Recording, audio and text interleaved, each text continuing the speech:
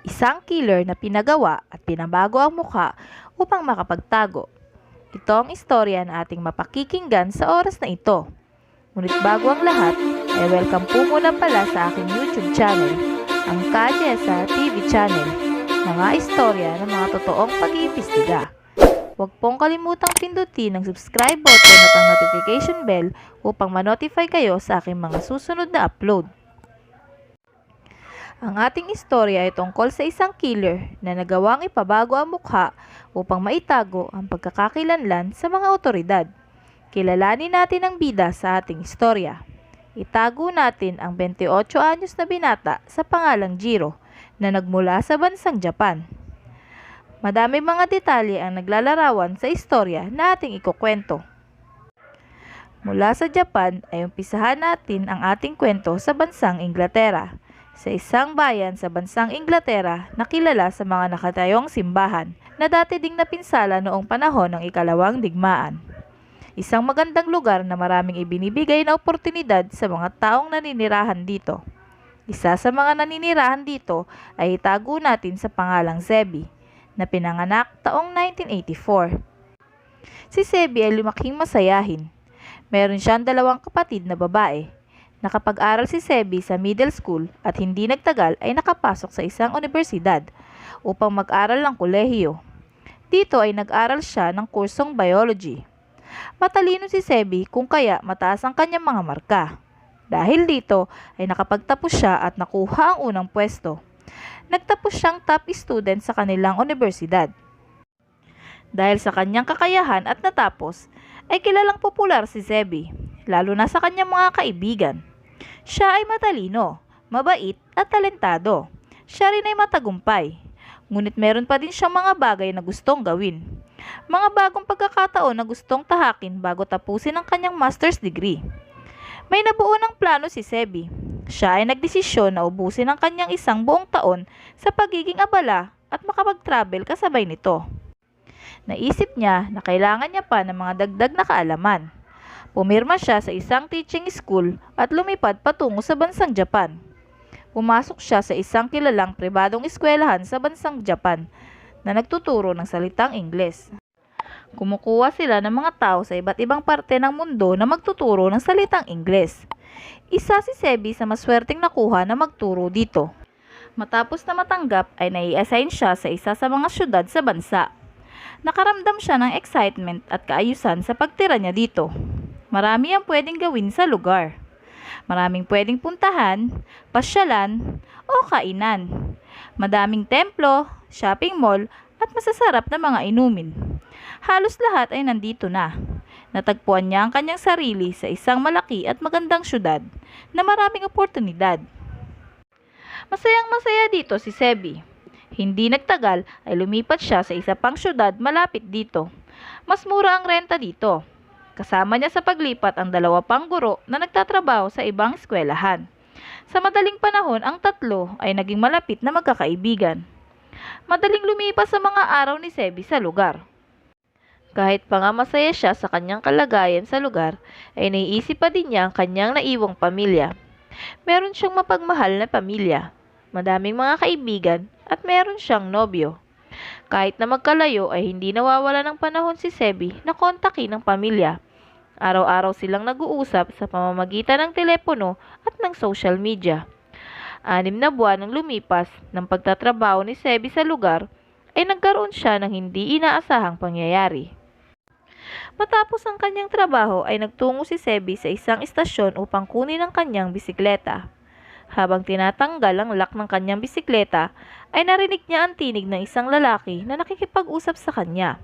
Sa kanyang pagharap dito ay agad siya nitong binati at sinabing isa siya sa kanyang mga estudyante at siya ang guro nito. Nakaramdam ng pagkailang si Zebi sa sitwasyon at nasisiguro niya na hindi niya estudyante ang lalaki na kanyang kaharap. Hindi sumagot si Zebi sa mga sinasabi ng lalaki pero patuloy pa rin ito sa pagsunod sa kanya. Sumakay na si Zebi sa kanyang bisikleta at nagsimulang pumadyak. Ngunit nanatiling nakasunod sa kanya ang lalaki. Sinimula ni Zebi na bilisan ang pagpadyak. Sa dami ng pasikot-sikot na daan, ay hindi nagawa ni Zebi na iligaw ang lalaki. Hindi pa din ito tumitigil sa pakikipag-usap sa kanya. Tinatanong nito kung saan siya galing at kung saan siya nag-aaral. Sinubukan niyang deadmine nito hanggang sa marating niya ang kanyang apartment. Sa kanyang paghinto ay nagbigay ng alok ang lalaki. Simple at inosente ang hinihiling nito. Sinabi niyang gusto niyang turuan siya ni Sebi ng salitang Ingles. Dahil kinakailangan umano nito na matuto ng lengguwahe. Sinabi nito na pwede silang magkita sa isang kafeterya at babayaran niya ito sa bawat oras ng pagtuturo.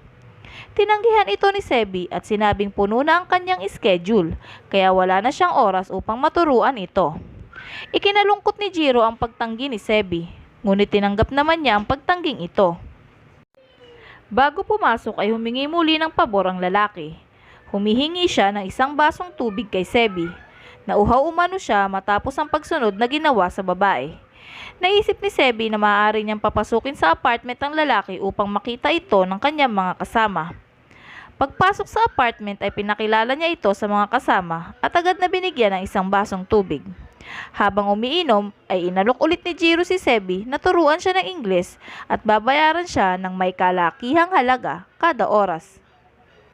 Ito ay isang alok na hindi basta-basta matatanggihan ni Sebi. Malaking bagay para sa kanya ang pera na maaaring kitain. Dahil dito ay pumayag si Sebi sa alok nito at nagdesisyon na magkita sila sa isang coffee shop makalipas ang ilang araw. Ikinatuwa ito ni Jiro at lubos na ipinagpasalamat. Bago umalis ay binigyan ni Jiro si Sebi ng isang papel. Nakaguhit doon ng isang larawan. Nakalagay din dito ang pangalan niya at ang kanyang numero ng telepono. Si Jiro ay isang 28 anyos na binata na nakatira malapit sa naturang lugar. Ipinanganak siya ng taong 1979. Ipinanganak si Jiro sa isang matagumpay na pamilya. Ang kanyang ama ay isang doktor sa isang ospital at ang kanyang ina ay isang profesional na dentista. Noong bata pa si Jiro ay pinangarap niya na tahakin ng parehong landas tulad ng sa kanyang ama na maging isang doktor. Ngunit dahil bumagsak sa pag-aaral ay hindi na niya ito itinuloy at kumuha na lamang ng ibang kurso. Natapos ni Jiro ang kursong nakuha, ngunit hindi na nagtangkang humanap ng maayos na trabaho. Sa halip ay umasa sa allowance na binibigay ng kanyang magulang. Si Jiro ay napabalitang nasangkot noon sa kasong pagnanakaw at pananakit. Ngunit naayos naman umano ang reklamo. Sinasabing nagbayad umano ang kanyang ama. Inilarawan si Jiro na laging mag-isa at obses sa kanyang maayos na pangangatawan. Siya ay laging nasa gym at tumatakbo ng 25 kilometro araw-araw. Idagdag pa dito na si Jiro ay nagre-rebelde at walang intensyon na humanap ng trabaho. Umaasa lamang sa allowance na binibigay ng kanyang mga magulang. Lumipas ang ilang araw ay tinawagan ni Sebi ang numerong binigay ni Jiro. Nagkasundo sila na magkikita sa isang coffee shop para sa unang sesyon ng kanilang pag-aaral. Nakita sa CCTV ang pag-uusap ng dalawa habang umiinom ng kape. Makikitang tatag na nakikipag-usap si Sebi kay Jiro. Ngunit napapansin na bahagyang napapatras si Sebi sa tuwing mapapalapit sa kanya si Jiro. Nang matapos ang ilang oras na session ay sinabi ni Jiro na nakalimutan niya ang pera sa tinutuluyang apartment. Sinabi ni Jiro na huwag mag-alala si Sebi dahil malapit lang naman ang kanyang apartment. Pwede nila itong sabay na puntahan at kunin ang kanyang naiwang pera. Pagkatapos nito ay sumakay sila ng taxi.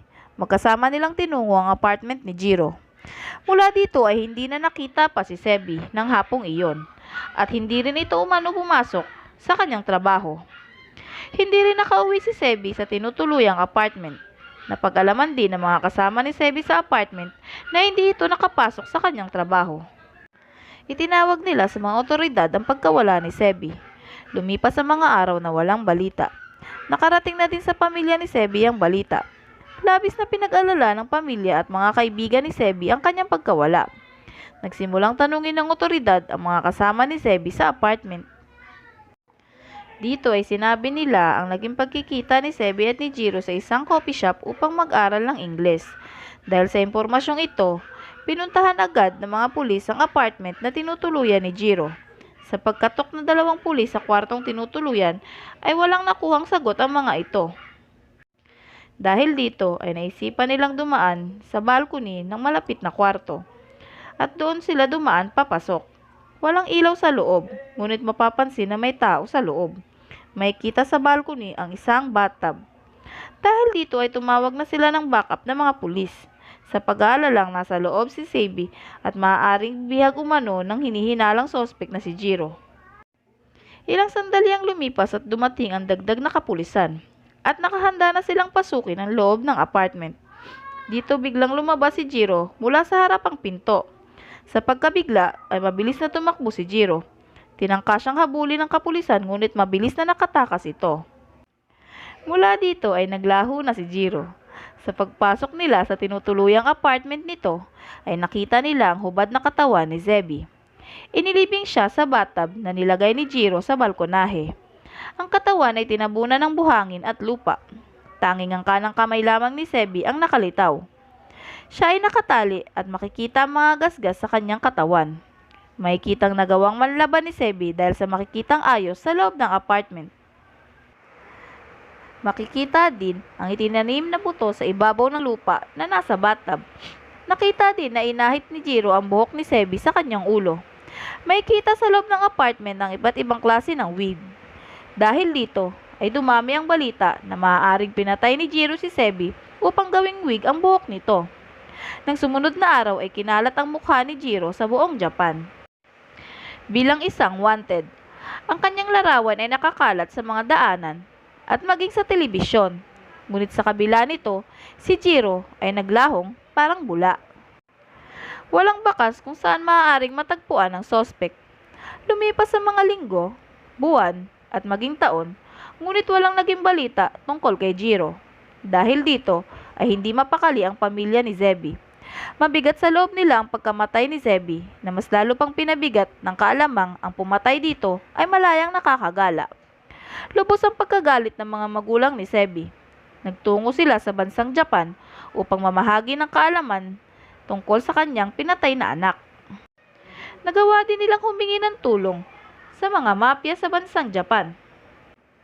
Sa isang bayan sa bansang Japan ay namumuhay si Jiro nang hindi napapansin.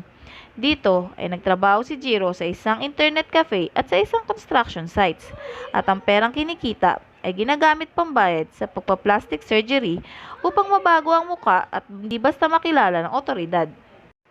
Bago pa man ito ay nagawa ng baguhin ni Jiro ang kanyang mukha. Tinanggal niya ang kanyang mga nunal at ginupit ang ibabang bahagi ng kanyang bibig.